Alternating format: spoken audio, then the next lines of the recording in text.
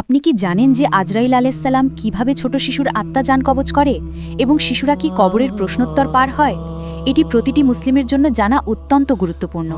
যখন একটি ফুলের মতো শিশু মারা যায় তখন প্রতিটি হৃদয় ভেঙে যায়, কিন্তু একটি প্রশ্ন সব হৃদয়ে ঘুরতে থাকে: শিশুরা কি কবরের যন্ত্রণার সম্মুখীন হয়?